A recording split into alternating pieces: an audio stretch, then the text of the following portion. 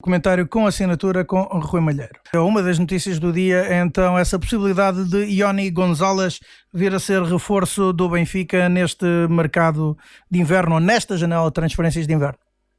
Sim, acima de tudo, olhar para o Ioni Gonzalez e perceber que se trata de uma janela de oportunidade de o Benfica contratar um jogador a custo zero. Aliás, se lermos, por exemplo, a edição de hoje, o Record, ficamos a perceber que até a presença de Ioni no plantel do Benfica não está garantida. Isto poderá até ser uma aquisição muito na linha daquela que foi efetuada em relação a John Der Cádiz, que passou do Setúbal para o Benfica, acabou por não representar o Benfica e passou imediatamente para o futebol francês, onde está a valorizar. E o próprio Luís Filipe Vieira, numa entrevista recente à TVI, disse que várias aquisições que eram feitas eram nesse sentido, ou seja, jogadores que nem sequer eram apontados para integrar o plantel principal, mas que eram contratados com a perspectiva de se valorizarem e de serem uma venda futura. Em relação ao Ioni Gonzalez, uma das questões... Achas que é o caso com Ioni Gonzalez? Acho, claramente, Rui. Ainda que possa vir a ter uma oportunidade no plantel principal do Benfica. Agora, uma das coisas que me questionaram ontem sobre o jogador é o facto de, aos 25 anos, nunca ter sido internacional pela Colômbia. Isto tem uma explicação. Ele, na Colômbia, jogou principalmente no Envigado e no Júnior Barranquilla, onde até foi colega de equipa do Luís Diaz e do Theo Gutiérrez, um jogador que passou pelo Sporting e que muitos ainda se recordarão. Mas a verdade é que quer no Envigado, quer no Júnior Barranquilla, que foi um clube que representou entre 2016 e 2018, o Ioni era sobretudo um suplente utilizado, um jogador que entrava muitas vezes nas segundas partes dos jogos, muito agitador, porque é um jogador com uma forte dimensão física, quer no aspecto da velocidade e do poder de aceleração, por isso mesmo é conhecido por Speedy Gonzalez. A alcunha faz sentido, neste caso, noutros casos não faz tanto sentido, mas neste caso faz verdadeiramente sentido, e que também é um jogador poderoso do ponto de vista físico, robusto, com capacidade de choque, que não tem medo de partir para um contra um, mas não é um jogador de um perfil técnico muito elaborado, não é um desequilibrador nato, é um jogador com algumas deficiências na tomada de decisão, sobretudo a nível do passe e do cruzamento, mas que depois tem um aspecto em que me parece ser também corruptivo, para além da questão da velocidade e do poder de aceleração, que até o tornam num jogador, do meu ponto de vista, mais perigoso em contra-ataque e ataque rápido do que em ataque posicional. É a capacidade que este jogador tem, sendo um ala esquerdo destro, ainda que o pé esquerdo não seja totalmente cego, é um jogador que também pode jogar a toda a largura da frente de ataque, mas sobretudo tem a tal capacidade que aqui a destacar, que era a questão de aparecer com muita facilidade em zona de finalização, seja para definições com o pé direito, seja através do jogo aéreo. E essa é a sua principal característica. Mas, voltando um pouco atrás, salientar esse aspecto. Ele, na Colômbia, foi um jogador que surgiu sempre como arma secreta e isso fez com que passasse ao lado das seleções, mas, por exemplo, em 2018, a última época que fez no Júnior Barranquilla, mesmo sendo um jogador que era uma aposta normalmente a partir do banco, os titulares eram o Luís Diaz, o Theo Gutiérrez e o Jarlan Barrera, que é o menos mediático a nível para nós, portugueses, mas é um jogador com um percurso interessante nas seleções jovens da Colômbia, que entretanto até já se transferiu para o Atlético Nacional, mas o Ioni marcou 11 golos, ou seja, só creio que o Luís Diaz marcou mais golos. Pouco tempo de utilização, muitos golos. Como é que surge no Fluminense? Surge porque estava em final de contrato com o Júnior Barranquilla e viu na hipótese de uma transferência para o Fluminense abrir-se a janela de oportunidade para depois dar o salto para um clube de maior dimensão, sobretudo no futebol europeu. Também por isso assinou apenas por um ano, e essa outra das questões também foi muito focada ontem, porque é que só teria assinado por um ano. A verdade é que havia interesse do jogador em só assinar por um ano, mas também havia interesse do clube, porque o Fluminense atravessa um período de grave crise, uma crise diretiva que foi resolvida só em meados do ano, e também por isso a direção cessante não queria fazer contratos de longa duração com o jogador, com os jogadores, o que se compreende, porque passaria a ser a nova direção a querer resolver esse tipo de situação e a querer prolongar os contratos. Deixa de ser curioso que o Ioni teve um impacto imediato na equipa do Fluminense. Aliás, ele é o melhor marcador do ano da equipa de Fluminense. As competições no Brasil têm a duração do ano civil, portanto, no ano de 2019, Ioni soma 16 golos em 57 jogos oficiais pelo Fluminense e, curiosamente, teve um arranque muito interessante na equipa carioca, ou seja, no tricolor carioca. Foi um jogador que marcou golos decisivos, quer no estadual carioca, o Cariocão, marcou também golos decisivos na Copa Sul-Americana e esteve também em destaque no arranque do Brasileirão. Mas a verdade é que a partir de 3 de agosto, que é a altura até em que ele atravessa ali a melhor fase, o final de julho e início de agosto é a altura em que Ioni está mais em alta, é a altura também que surge a nova direção do Fluminense, que procura renovar contrato com o jogador não aceita a proposta de renovação e nessa altura surgem também ecos de interesse de clubes brasileiros e também de clubes europeus e na altura até se falou da possibilidade de uma transferência para o Futebol Clube do Porto. A verdade é que nos últimos 3 meses e meio, ou seja, a partir de 3 de agosto, o rendimento do jogador caiu muito. Para teres uma ideia, o jogador apenas marcou um golo nos últimos 3 meses pela equipa do Fluminense e isso tem feito com que venha a ser também alvo das críticas dos adeptos do Fluminense, que, como sabes, estão em polvorosa porque a equipa tricolor carioca, um dos clubes míticos do Brasil, está neste momento em zona de descida da Série A, ou seja, está nos 4 últimos lugares e nestas últimas jornadas vai lutar pela permanência no escalão principal do futebol brasileiro. Mudamos agora para outras críticas, neste caso. Primeiro as críticas feitas a Ioni, agora as críticas à Liga Portuguesa, e as últimas são de um dos treinadores no ativo com mais jogos na Liga Portuguesa, nas ligas portuguesas, nas profissionais. Falamos de Vítor Oliveira, que fala então que na falta de competitividade no nosso campeonato, isto quando vamos entrar em mais uma pausa para os compromissos das seleções.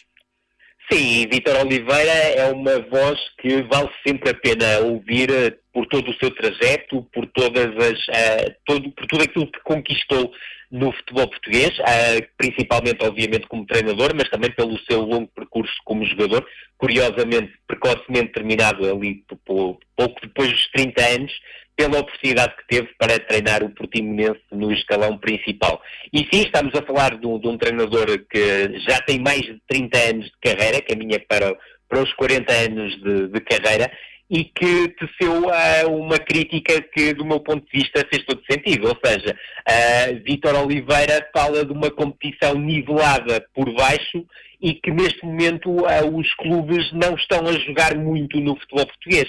Essa crítica nós, sobretudo no Fome de Bola, temos vindo a fazer. Fomos até muito, acentuamos muito essa tónica no último fim de semana, na edição de segunda-feira do Fome de Bola, porque a verdade é que nem eu, nem o Paulo, nem o Rui Miguel Tovar, Paulo Catarro, tínhamos memória de uma jornada, nomeadamente no que diz respeito aos 3 grandes, com exibições tão fracas ou tão confrangedoras, porque a verdade é que os três clubes acabam por ganhar, mas acabam por consegui-lo através de exibições muito pouco conseguidas. E a verdade é que, sobretudo, o último mês do Campeonato Português, e toco aqui, sobretudo... Pelo que me lembro das minhas contas, creio que não houve, no total dos jogos dos 3 grandes, 15 remates enquadrados com as balizas. Sim, está certo, Rui.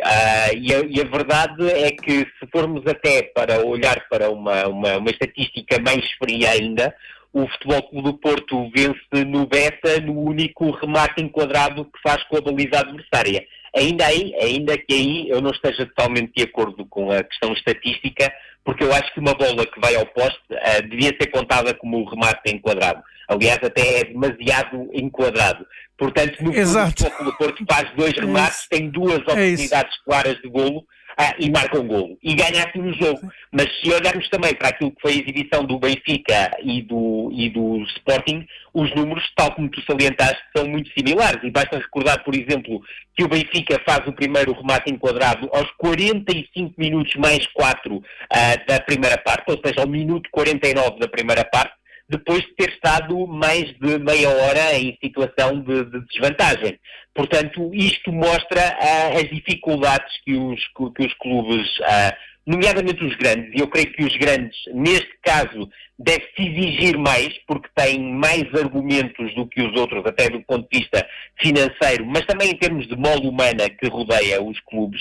Mas há números que são verdadeiramente assustadores no campeonato português, e um deles, que foi lançado pela Goalpoint, e eu também já tive a oportunidade de constatar o facto analisando os jogos, é que praticamente em cada 5 jogos, 4 acabam com mais faltas do que remates. E isto não traz nada de bom ao futebol. E não é por acaso que a Liga Portuguesa está no top 4 das ligas em que menos futebol se joga, com menos tempo útil de jogo, com uma percentagem de aproveitamento abaixo de 52%. E o que é que isto significa, Rui? Significa que muitos jogos da Liga Portuguesa têm menos de 45 minutos de tempo útil. E isto é pornografia futebolística. E creio que vale a pena tocar incessantemente nesta tecla para que algo mude. Volto a salientar que a Federação Portuguesa tem um diretor técnico, José Couceiro. Eu creio que são importantes mais reuniões com os treinadores.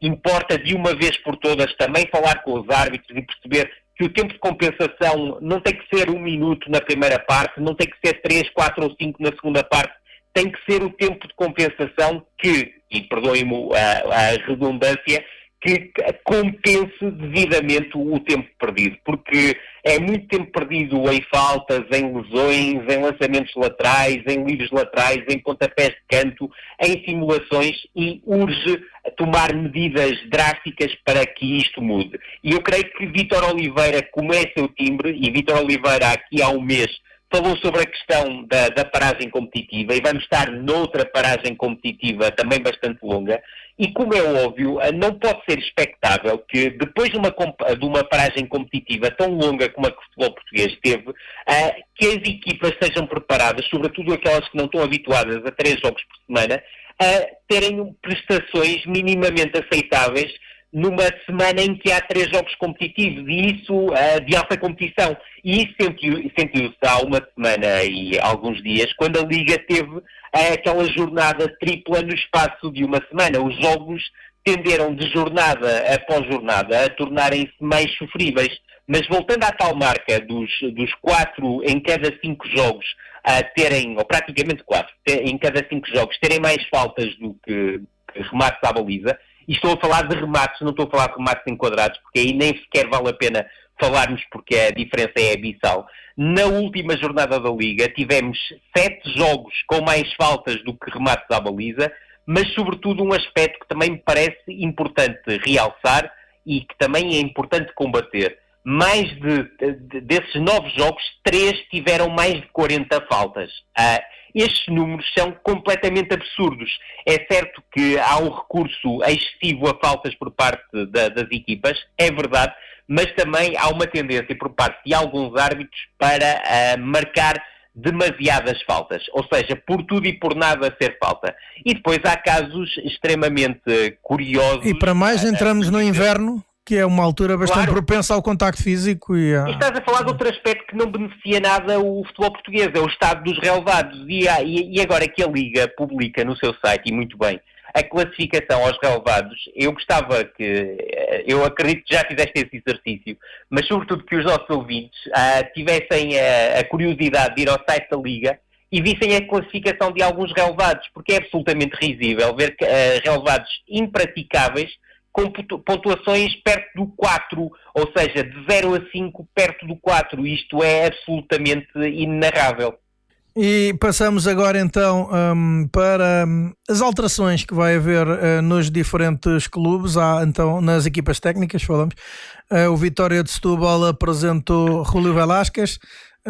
Nuno Manta Santos sai do Marítimo para o Desportivo das Aves, e o lugar que era então que era de Nuno Manta Santos no Clube Insular deverá passar a ser, uma vez que ainda não foi confirmado oficialmente, de José Gomes. Que comentários então te merece?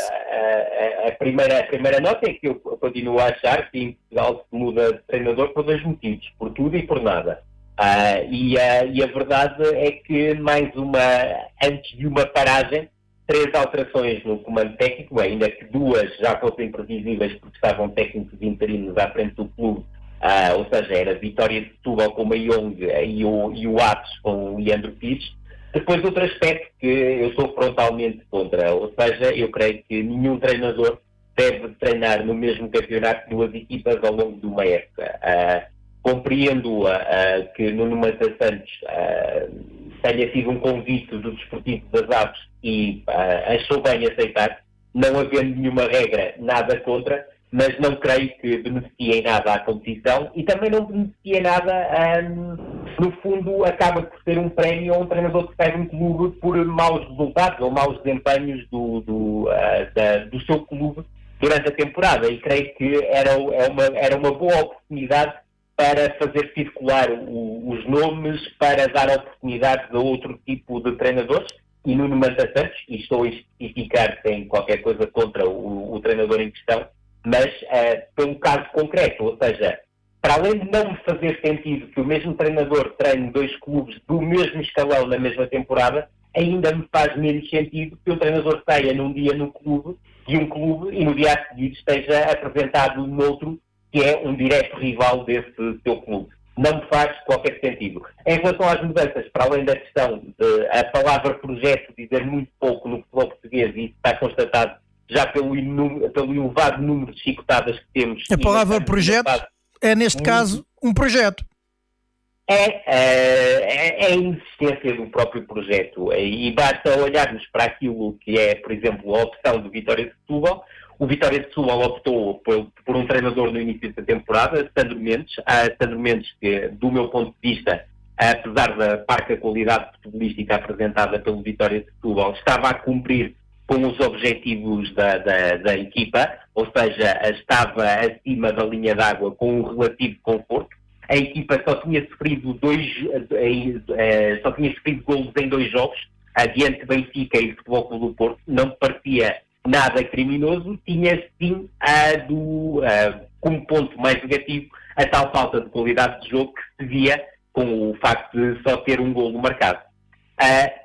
A verdade é que Sandro sai, não apareceu imediatamente um treinador, a solução encontrada foi Mayong, e isto mostra numa primeira análise que não havia plano A ou plano B para a saída do treinador, e agora surge Julio Velásquez como treinador do Vitória de Setúbal. Aqui não está em causa a nacionalidade, o facto de ser espanhol, português, brasileiro ou alemão, eu não tenho qualquer prurido a esse nível.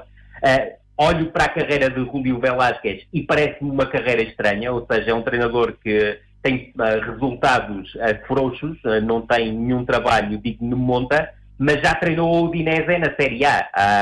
Vá-se lá saber porquê, provavelmente tem um bom empresário, e isso também é mérito do treinador, mas a verdade é que também o seu trajeto na Udinese foi demasiado curto e com resultados pavorosos.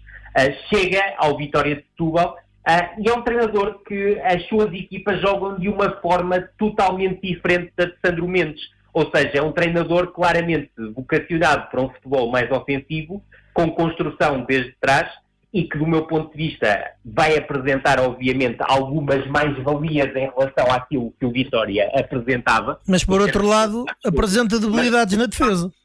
Exatamente, e basta recordar, para quem não teve a oportunidade de ver jogos da Udinese, do trajeto do Julio Velásquez no segundo escalão do futebol espanhol, que o Belenenses era uma equipa extremamente frágil do ponto de vista defensivo, era treinado por Julio Velásquez, e para além disso, e este é o meu ponto de vista, apesar da ideia ter parecer-me uma boa ideia, creio que tinha dificuldades em termos de sustento dessa ideia, ou seja, creio que em termos de processo ofensivo havia algumas lacunas, apesar de toda a ideia positiva em redor do treinador espanhol e que o treinador espanhol perfilha. Agora, o plantel foi construído a pensar numa ideia de um treinador. Acredito que sim. E só assim é que faz sentido. E agora surge um treinador de um perfil completamente diferente. É certo que o Vitória até tem várias unidades do ponto de vista ofensivo que creio que podem encaixar bem na ideia, mas isto vai implicar o quê? Que o Vitória, por exemplo, em janeiro vai promover alterações profundas do plantel, já que há uma dicotomia tão grande entre os dois treinadores. Depois, também, se quiseres pegar no caso do Marítimo, o Marítimo, que é uma equipa que eu creio que tem um plantel.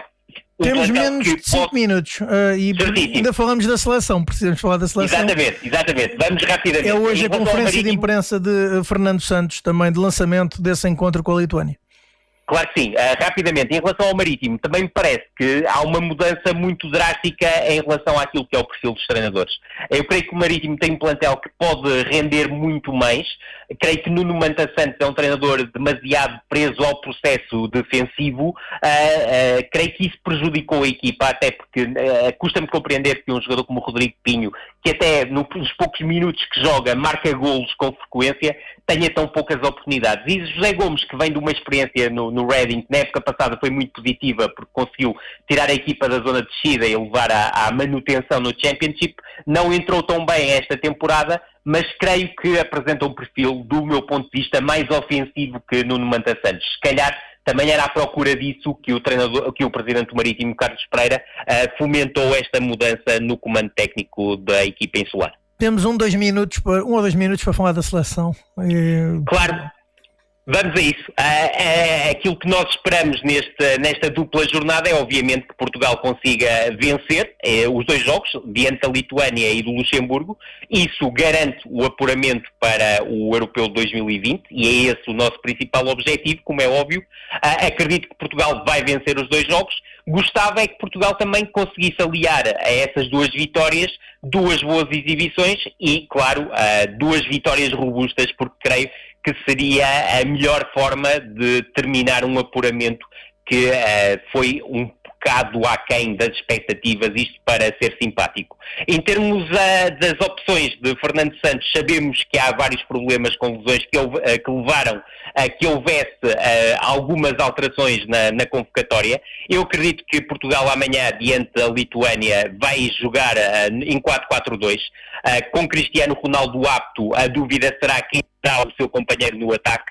Creio que André Silva leva alguma vantagem sobre Éder e sobre Gonçalo Paciência, ainda que admita que gostava muito de ver Gonçalo Paciência também jogar, porque creio que a sua época no Eintracht de Frankfurt, do meu ponto de vista acima do André Silva, justificaria a aposta no jogador filho de Domingos Paciência. Agora, aquilo que me parece é que Fernando Santos é um treinador com o seu habitual conservadorismo e sabe que Cristiano Ronaldo e André Silva já jogaram juntos muitas vezes e acredito que a aposta passará por aí. Depois, no resto da equipa, acredito que Rui Patrício será o titular da baliza, com Betis José Sá como alternativas. À direita, tendo em conta ter sido primeira opção, Ricardo Pereira, acredito que seja titular. João Cancelo foi chamado à última hora, por isso parece-me que partirá como suplente. Dupla de centrais, Rubem Dias e José Fonte, com Rubem de Semedo e Domingos Duarte como alternativas.